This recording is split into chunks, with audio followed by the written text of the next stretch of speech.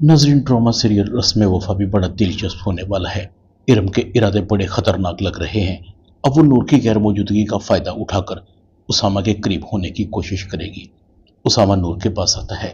नूर कहती है, क्या हुआ, क्यों आए हो? तुम तो मुझसे खफा थे ना? उसामा नूर को कहता है, तुमने मुझे अकेला जो छोड़ दिया और मुझे अब नाराज होने का हक भी नहीं है।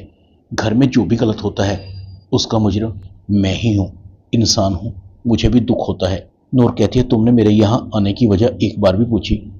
कम अज कम नाराज होने से पहले एक बार मुझसे पूछ तो लेते। अगर मैं यहाँ ना आती तो राशिद खालू वहां से बिना इलाज के ही चले जाते, और ये मैं नहीं चाहती थी, क्योंकि ये मुमकिन नहीं एक छत के नीचे रहते हुए मेरा राशिद अंकल से सामना ना हो। मैं यहाँ हमेशा के लिए थोड़ी आई थी। जैसे ही राशिद खालू ठीक होकर अपने घर चले जाएंगे मैं वापस आ जाऊंगी। अब तुम इसे मेरी गलती समझो तो तुम्हारी मर्जी। उसामा कहता है, जो हुआ सो हुआ।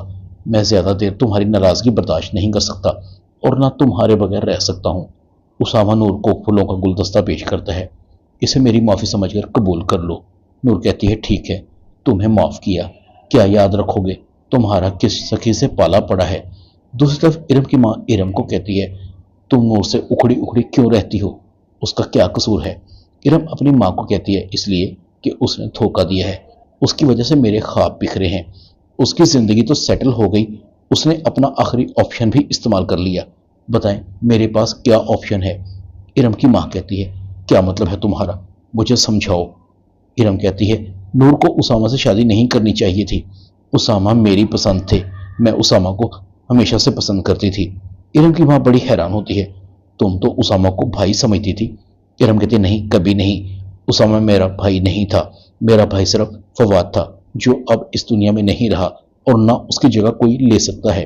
इरम की माँ कहती है, मैं अब बहुत जल्द तुम्हारी शादी कर दूंगी। इरम कहती है, आपको क्या जल्दी है मुझे घर से निकालने की? मैंने कहा ना, मैं उसामा को पसंद करती हूँ और उसी से शादी करूंगी। इरम की माँ कहती है, तुम्हारा दिमाग खराब हो गया है क्या? उसामा की शादी हो चुकी है। इरम कहती है, शादी हुई है मगर ज्यादा चलेगी नहीं। उसामा ने नूर से शादी गिल्ट में आकर की है। इरम की माँ कहती है, जो भी है, ये नूर और उसामा की अपनी जिंदगी है, वो इसे कैसे निभाते हैं तुम्हें इससे गर्ज नहीं होनी चाहिए। इरम उसामा और नूर को देखती है। दोनों बहुत खुश थे। इरम कहती है, नूर, मैंने फैसला किया है, मैं उसामा को तुमसे इतना दूर कर दूंगी कि उसामा को तुमसे नफरत हो जाएगी। तुमने मेरी खुशियां छीनी हैं। इधर अलिशबा इरम से मिलती है। अलिशबा इरम को कहती है, हम दोनों के साथ एक ही औरत की वजह से ज्यादती हुई है। हम दोनों का मकसद और दुख एक है।